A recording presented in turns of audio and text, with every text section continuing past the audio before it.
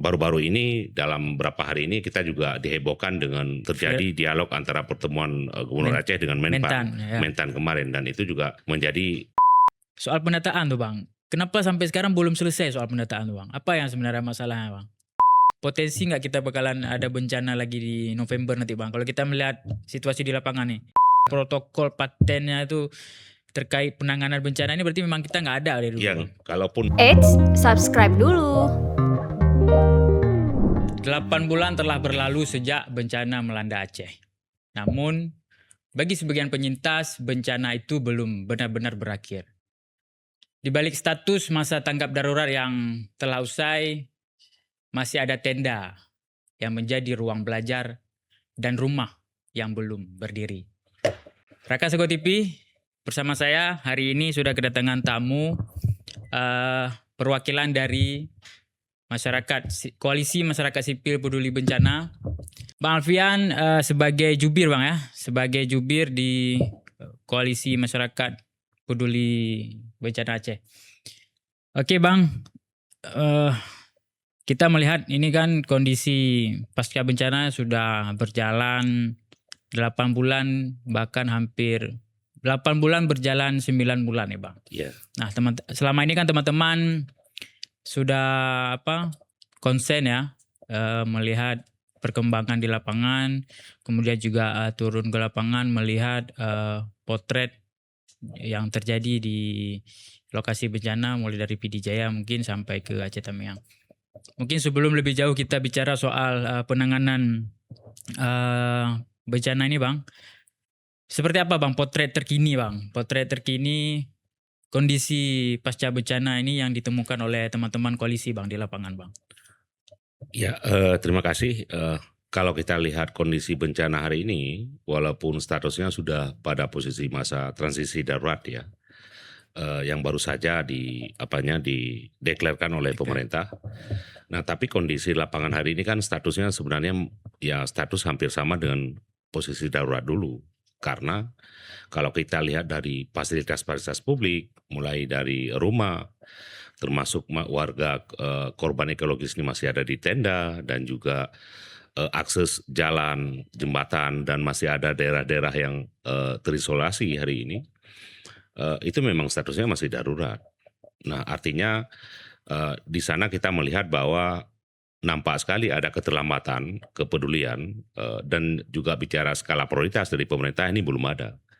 Walaupun kita tahu bahwa skema dari pemerintah Aceh, rencana induk rehab rekon itu sudah dibangun, sudah selesai. Cuman kan persoalannya terkendala kalau di level pemerintah Aceh kan soal dana.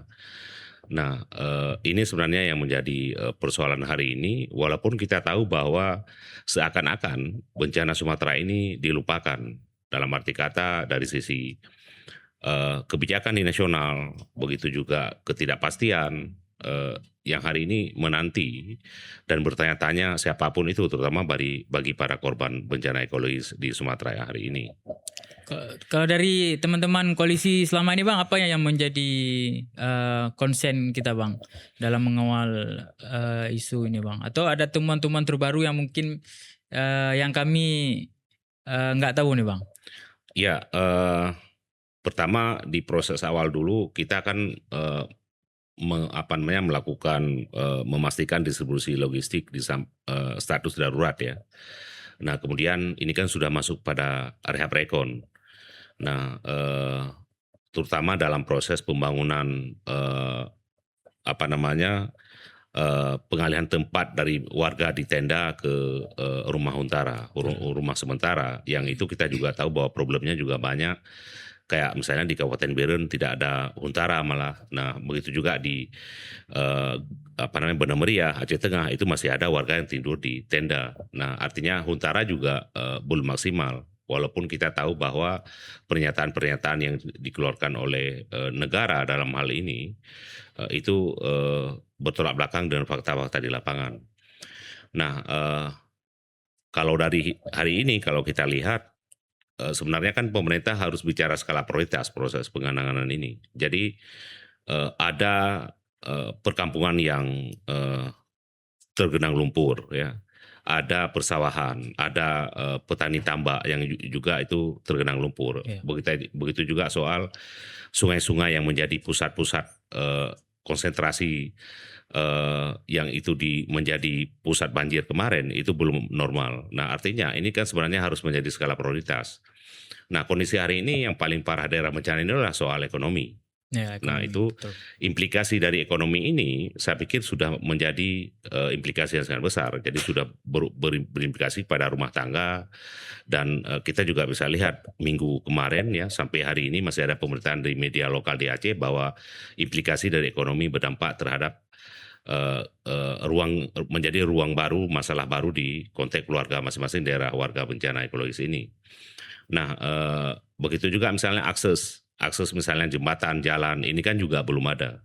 Belum ada misalnya yang terrealisasi yang walaupun kita tahu bahwa pemerintah dalam hal ini selalu menyatakan bahwa bicara soal angka-angka anggaran. Tapi kan secara kepastian di nomenklatur anggaran APBN itu belum ditemukan. Nah, apalagi yang tahun 2006 ini. Nah, begitu juga soal koordinasi, misalnya soal koordinasi antara pemerintah pusat dengan pemerintah di daerah, mulai dari level provinsi maupun kabupaten kota yang wilayah bencana, itu kalau kita lihat kan juga tidak relevan. Ya. Jadi ya baru-baru ini dalam beberapa hari ini kita juga dihebohkan dengan terjadi dialog antara pertemuan Gubernur Aceh dengan Mentan kemarin, dan itu juga menjadi kontroversi yang luar biasa saya pikir dengan ininya, dan sehingga masyarakat juga menjadi bingung terutama wilayah bencana hari ini. Nah, karena warga ya belum mendapatkan apa-apa. Makanya kita melihat bahwa problem ini ketika ada yang saklek dalam hal ini pemerintah pusat menutup ruang bencana Sumatera ini adalah wilayah bencana nasional, sementara kebijakan-kebijakan ini sudah masuk bulan 9 ya hari ini belum terrealisasi semaksimal mungkin, terutama memastikan soal ya kalau bicara sektor pendidikan masih ada anak-anak belajar di tenda, ya, begitu juga fasilitas kesehatan ya, dan dan ini sebenarnya harus menjadi perhatian kita semua hari ini, bahwa bagaimana menggugah negara bahwa proses rehab rekon di Sumatera ini harus dipercepat. Jadi jangan sekedar diabaikan, dibangun narasi-narasi di publik seolah-olah bahwa sudah selesai. Nah, artinya di level pemerintah pusat dalam hal ini misalnya teman-teman di Jakarta menilai ini bahwa Aceh ataupun Sumatera, bencana Sumatera ini sudah selesai, tidak ada masalah lagi, padahal sama sekali tidak. Ya, benar. Nah. Tapi bicara soal negara Bang kan, baik pemerintah pusat dan daerah, mungkin selama ini memang kita mendorong agar pusat memberikan perhatian lebih terhadap pemulihan ini.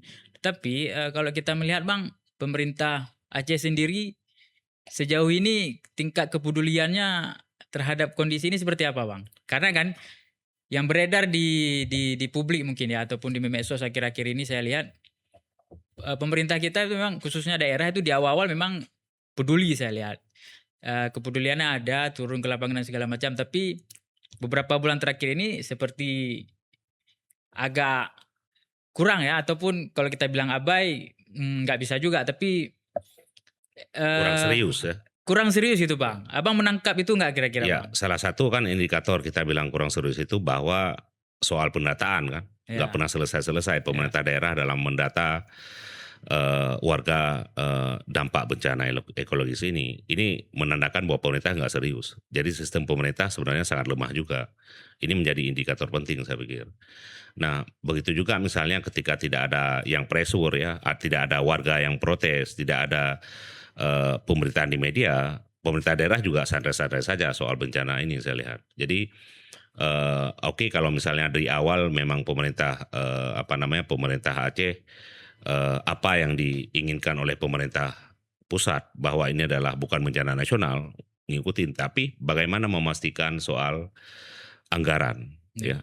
Misalnya kapan misalnya gedung-gedung sekolah ini selesai semua, anak-anak tidak lagi belajar di bawah tenda, tahun berapa? Ini kan belum ada kepastian. Kapan rumah-rumah permanen layak huni itu akan dibangun? Kapan misalnya akses jembatan yang belum dibangun, yang sampai hari ini kita lihat posisi warga harus melawan mengambil inisiatif sendiri untuk bisa mereka lewat ataupun memiliki akses. Nah, ini kan belum ada kepastian sampai hari ini. Makanya kita kadang-kadang juga merasa heran ketika pemerintah pusat dalam hal ini baik itu pimpinan ataupun di level kementerian datang ke Aceh bahwa selalu menyatakan ada statement yang keluar bahwa anggaran sektor ini udah dianggarkan sekian ratus miliar, sektor ini tapi itu kan nggak ada realisasi. Nah, begitu juga anggaran rekon ini yang harus dipahami kan dikelola oleh kementerian. Nah, artinya proses pengelolaan ini saya pikir harus transparan. Ya. Termasuk misalnya ketika pernyataan Mentan di depan Gubernur Aceh yang menyatakan bahwa sudah ditransfer uang Transfer ke daerah. untuk Sumatera 2,6 triliun ya. Nah, artinya Aceh dapat berapa? Nah, udah itu per kabupaten ini berapa? Posisi anggarannya di mana sekarang?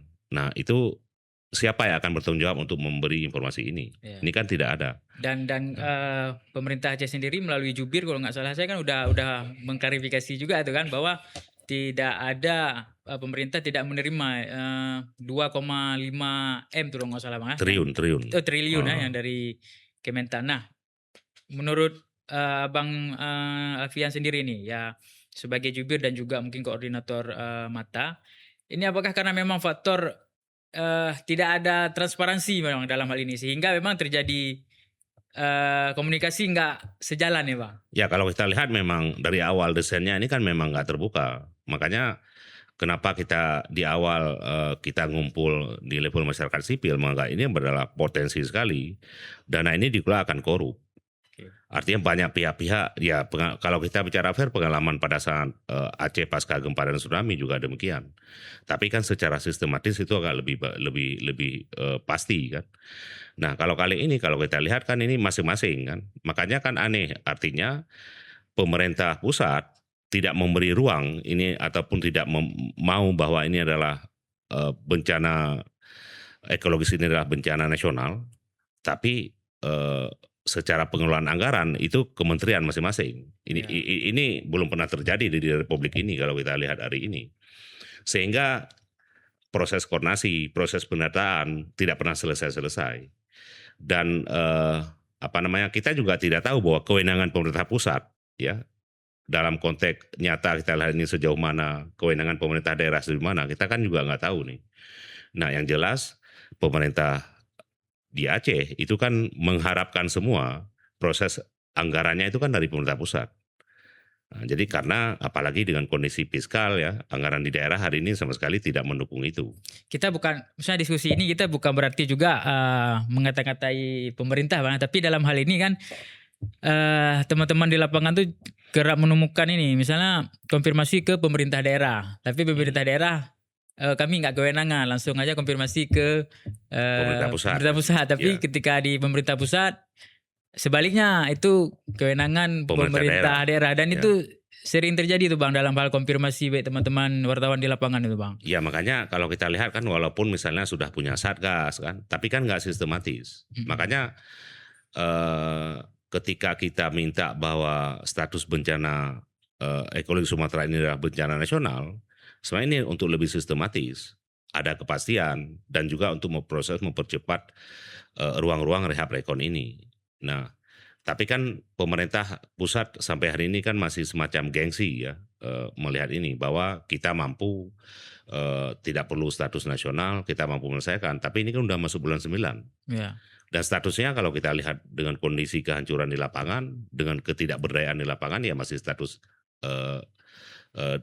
status darurat bencana. Ya kebetulan saya juga baru turun makan tuh ke PD Jaya Senin kemarin. Memang saya lihat tuh di wilayah Merdu di Kampung Merah Menasah Manyang kalau nggak salah. Itu memang sampai sekarang warga masih ada yang membersihkan lumpur rumahnya itu. Kemudian siswa juga masih belajar di dalam tenda. Ini kan kita udah masuk bulan 8 ya Bang. Nah ini kondisi cuaca, angin, hujan. Ya, dan teman-teman kan juga ada turun ke lapangan nih Bang melihat lokasi yang kayak kemarin itu ke Geluwes. Nah kira-kira memang kita minta semoga enggak lagi bencana nih Bang kan. Iya betul. Tapi kira-kira menurut prediksi teman-teman koalisi dari hasil turun ke lapangan ini masih ada potensi nggak kita bakalan ada bencana lagi di November nanti Bang? Kalau kita melihat situasi di lapangan nih. Ya kalau kita lihat kondisi ini kan udah masuk ber-ber ya Aceh, itu memang secara geografis memang itu musim hujan.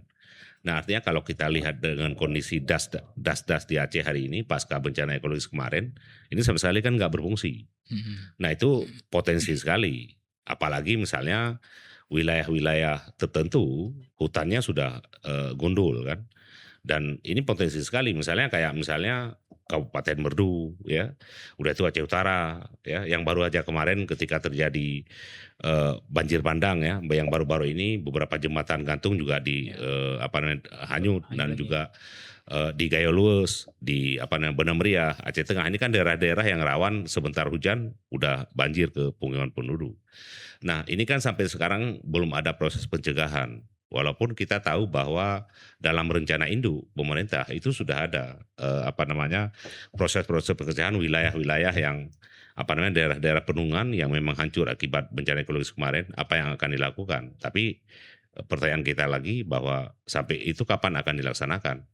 Makanya yang akan kita galang hari ini bahwa bagaimana menggugat pemerintah secara hukum. Dan ini kan teman-teman masyarakat sipil Aceh dengan nasional lagi melakukan gugatan itu. Yang kedua, bagaimana kita menggugah pemerintah bahwa bencana ekologis di Aceh ini termasuk Sumatera ini belum selesai. Ya, belum selesai. Dan negara harus memberi kepastian ini kapan akan selesai dalam konteks memurah ekon. Jadi proses checks and balance ini saya pikir sangat penting sehingga terutama bagi para korban bencana ekologis ini tidak menjadi rugi kesekian kalinya. Memang dalam dalam mengawal proses bencana ini kan kita nggak bisa berjalan sendiri Bang, itu udah pasti kan. Memang perlu kolaborasi. Nah dalam hal ini teman-teman koalisi sendiri tuh Bang udah pernah duduk nggak misalnya sama pemerintah itu memberikan ide ataupun pandangan temuannya di lapangan ataupun sama Satgas? Ada nggak berjalan tuh Bang selama ini Bang? Ya, kalau pertemuan dengan misalnya Satgas yang dibentuk oleh pemerintah Aceh, termasuk Satgas DPR RI, pada saat itu kita udah duduk ya. Dan kalau kita lihat dengan mekanisme koordinasi, Satgas DPR RI pada saat itu juga sangat bingung. Itu level Satgas DPR RI, bingung dengan soal koordinasi ini. Apalagi data nggak pernah selesai-selesai. Dan yang paling menariknya, ini nggak tahu apa yang mau diintervensi. Ya seharusnya kan dengan kondisi bencana ini sebenarnya yang paling penting dinormalisasi adalah sungai-sungai kan. Nah yang kedua menyangkut soal kepastian ekonomi masyarakat yang daerah-daerah bencana. Misalnya bagaimana pembersihan lahan, yang di wilayah Gayo Luwes, Aceh Tengah, Benam Meriah yang kena lahannya. Udah itu bagaimana soal wilayah petani sawah, petani tambak. Ini sebenarnya yang diutamakan seharusnya dari kemarin. Sehingga nilai ekonomis masyarakat itu berputar di daerah hari ini. Dan hari ini kan sama sekali kondisi ekonomi wilayah bencana ini kan sangat prihatin sekali. Nah begitu juga misalnya bagaimana untuk memastikan pembersihan perkampungan yang lumpurnya memang sangat tinggi. Ya begitu juga misalnya soal fasilitas kesehatan, pendidikan. Kalau kita lihat ini kan nggak ada skala prioritas. Jadi nggak ada skala prioritas, waktu terus berjalan dan kepastian juga belum ada. Kira-kira ini Bang, bisa nggak saya sebut manajemen penanganan itu emang nggak ada Bang? Ya kalau kita lihat ya soal manajemen ini, karena kalau kita lihat dalam konteks rehab rekon pasca gempa dan tsunami di Aceh, itu kan sistematis karena ada badan. Kalau ini kan nggak ada nih. Oke ada Satgas, tapi Satgas ini kan nggak punya kewenangan. Ya. Satgas yang diketuai oleh Menteri Dalam Negeri kan nggak punya kewenangan. Karena apa? Anggaran dikelola oleh kementerian masing-masing. Dan bagaimana memastikan Satgas ini, memastikan bahwa sektor pertanian, sektor perkebunan, sektor pendidikan, sektor kesehatan, sektor infrastruktur ini berjalan. Tapi kan nggak ada realisasi kalau kita lihat. Makanya saya pikir kita sebagai putra Aceh dan ini adalah daerah kita, bagaimana menggugah pemerintah pusat ini untuk adanya kepastian. Ada yang kepastian dan kita nggak akan pernah berhenti untuk itu. Dan pasti masyarakat sipil di Aceh akan komitmen untuk mengawal ini sehingga tidak terbangun seakan-akan bahwa bencana ekologi Sumatera ini sudah selesai. Oke Bang, saya penasaran di ini Bang. Saya tahu kan bahwa teman-teman koalisi lumayan aktif lah turun ke lapangan walaupun memang kan nggak terpublish secara publik kan teman-teman turun. Soal pendataan tuh Bang, kenapa sampai sekarang belum selesai soal pendataan tuh Bang? Apa yang sebenarnya masalahnya Bang? Ya, kalau kita lihat kan yang pertama secara manajemen data, pemerintah di level provinsi maupun di kabupaten kota kan kita nggak punya sistem itu. Jadi soal pendataan sebelum bencana kita emang problem. Walaupun di level provinsi itu ada upaya lagi perbaikan soal itu. Nah, kedua, ketika misalnya terjadi bencana karena kita sistem data kita nggak punya, ya pasti kan kucar-kacir. Dan kalau dalam konteks bencana kemarin soal sistem pendataan base-nya bagaimana, ya kita juga nggak tahu. Akan tetapi seharusnya pemerintah kan harus duduk, ya misalnya ini kan masing-masing daerah ya harus duduk untuk bagaimana untuk bicara soal konsolidasi data ini, sehingga data ini sampai kemarin misalnya Wapres datang ke Kabupaten Beren, Bupati lagi-lagi mengatakan itu kan soal data. Ya, Ketika Jadub belum ada yang mendapatkan bagi korban bencana. Nah, artinya konsolidasi data ini sebenarnya harus menjadi skala prioritas juga. Sehingga kan pengalaman-pengalaman selama ini ketika Jadub selesai, ini contohnya ya, ketika Jadub selesai dibagi jangan ada lagi warga korban yang tidak dapat. Ya, atau bukan korban dapat. Ini sebenarnya yang penting terjadi konsolidasi data hari ini, dan itu sebenarnya harus menjadi perhatian pemerintah. Bukan hanya dalam momentum bencana ini, tapi data ini kan penting. Ya, bisa digunakan walaupun kita tahu bahwa pemerintah Aceh kemarin juga sudah mendeklarkan data Reksosek ya, satu data. Tapi saya juga nggak paham apakah dalam konteks bencana ini digunakan data itu atau tidak. Tapi di beberapa kabupaten ini juga belum berlaku kalau kita lihat hari ini. Berarti secara protokol penanganan bencana sendiri Bang, kita memang nggak ada gitu Bang. Maksudnya yang patennya gitu. Dan kita kan belajar dari pengalaman misalnya tsunami gitu kan. Kemudian terakhir COVID misalnya kan, dan sekarang udah bencana lagi, apalagi ya kita aja memang daerah bencana, tapi protokol patennya itu terkait penanganan bencana ini berarti memang kita nggak ada dari dulu. Iya, kalaupun misalnya kita bilang kan leadingnya kan tetap Badan Penanggulangan Bencana Daerah ya ketika bencana, tapi bagaimana tapi kan bukan hanya semata-mata bertanggung jawab untuk itu adalah soal wilayah bencana ini. Ya, apalagi ketika misalnya bencana besar yang terjadi yang kemarin misalnya. Nah, tapi bagaimana terkonsolidasi pemerintahnya ketika terjadi bencana, terutama bencana-bencana besar ataupun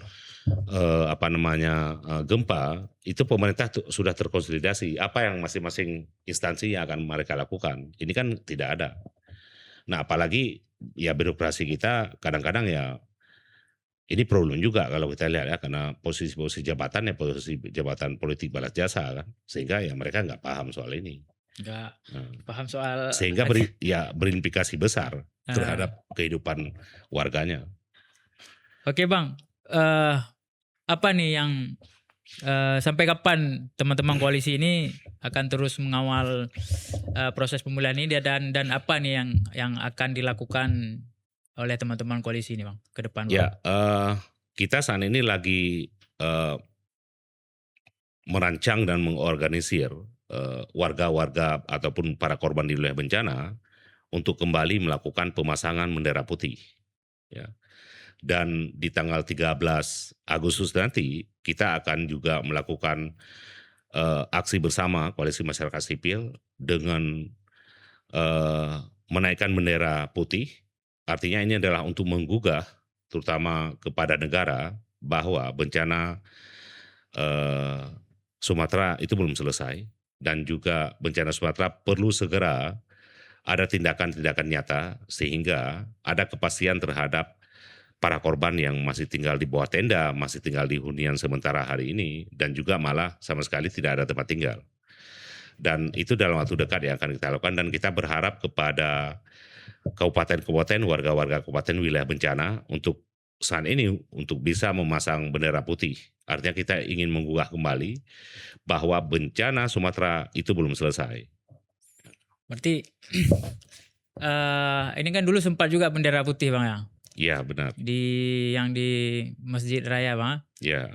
dan memang respon negara lumayan mengagetkan waktu itu ya. Dan ini yang mungkin ingin dibangunkan lagi oleh teman-teman koalisi sehingga ingin membuat aksi bendera putih ini lagi. Ya, karena kita lihat ini adalah ya memang kampanye-kampanye dan penggalangan ini penting kita lakukan sehingga semua pihak melihat dan mengetahui, dan juga negara wajib untuk merespon terhadap bagaimana wilayah-wilayah bencana ini yang sampai hari ini memang tidak baik-baik saja. Oke Bang, terakhir nih Bang, soal kebijakan anggaran nih Bang. Sejauh ini Abang sebagai dari koordinator Mata sendiri seperti apa melihat kebijakan anggaran dalam konteks bencana selama ini Bang?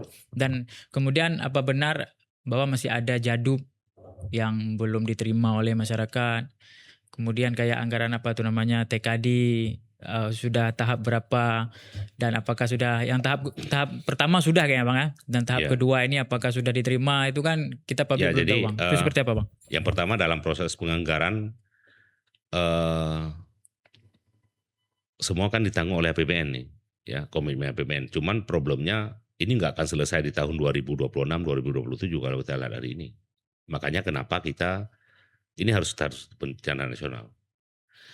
Nah, ya malah kita prediksi 5 tahun ke depan nggak akan selesai dengan pola manajemen negara dalam penanganan saat ini. Nah, jadi proses penganggaran ini selain kalau kita lihat yang sudah terjadi ya, selain APBN juga dialokasikan, dan itu kan tidak sepenuhnya proses alokasi anggaran karena katanya ya APBN juga divisi. Nah, pemerintah daerah juga menjadi beban. Artinya ada kebijakan-kebijakan yang memang sebagian wilayah bencana itu memang harus ditampung dengan anggaran daerah, baik itu di dalam konteks Aceh ada APBA maupun APBK. Tapi kan kita tahu bahwa di Aceh ini hari ini fiskalnya memang kondisinya bukan hanya lemah tapi kacau sekali kondisi fiskal. Dan ketika misalnya salah satu kebijakan pemerintah pusat, ya kita apresiasi ya bahwa daerah-daerah 3 provinsi ini bencana, terutama uang TKD-nya itu tidak jadi dipotong, akhirnya dipulangin. Tapi ini kan statusnya baru semester pertama. Ya. Jadi kalau Aceh ada 1,6 triliun, jadi baru di transfer 800 miliar. Nah, ya kita berharap pemerintah Aceh untuk menagih ini yang sisanya.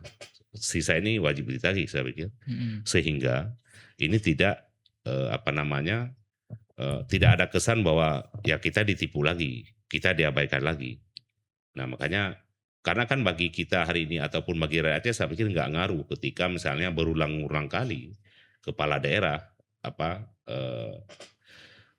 presiden, wakil presiden yang baru saja 2 hari lalu ke Aceh, begitu juga menteri, semua menteri kan udah datang ke Aceh, tapi kan nggak ada perbaikan, nggak ada progres yang memang membanggakan.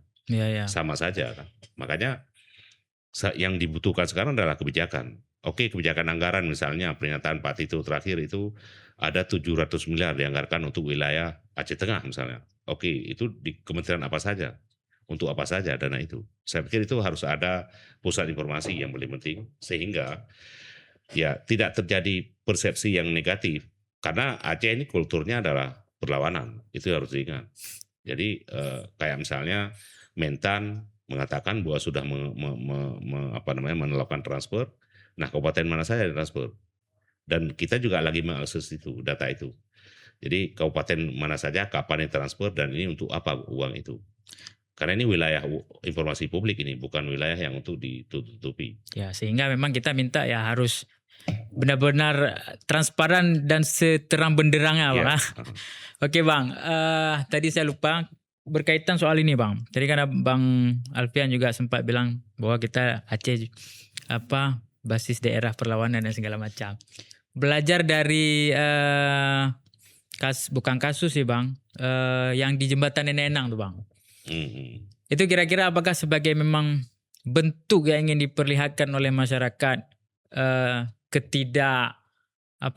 hadiran pemerintah dalam hal ini, atau keputusasaan warga sehingga nggak Hai prehli pemerintah. Ya, jadi kalau kita lihat ini adalah pesan kepada negara bahwa yang pertama rakyat Aceh mampu untuk melakukan itu ketika negara tidak hadir. Oke. Nah, dan satu sisi kan menjadi tamparan keras nih ketika status nasional tidak diberikan, ya, dan kondisi para korban juga tidak ada kepastian, sehingga mereka harus menunjukkan bahwa kita mampu dalam hal ini.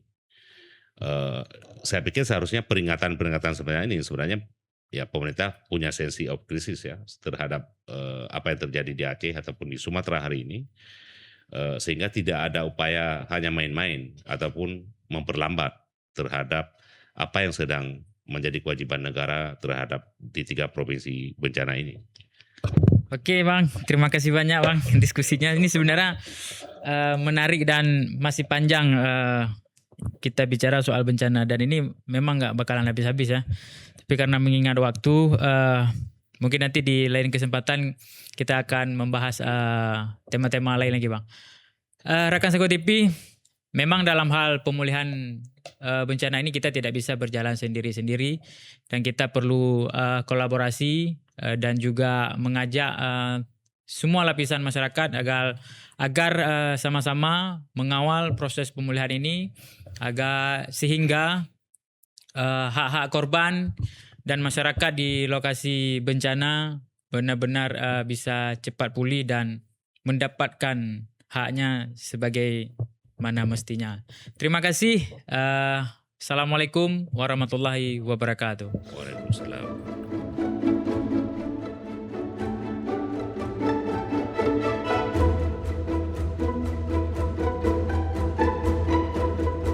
Jika video ini bermanfaat untuk Anda, silakan subscribe, like, dan nyalakan loncengnya.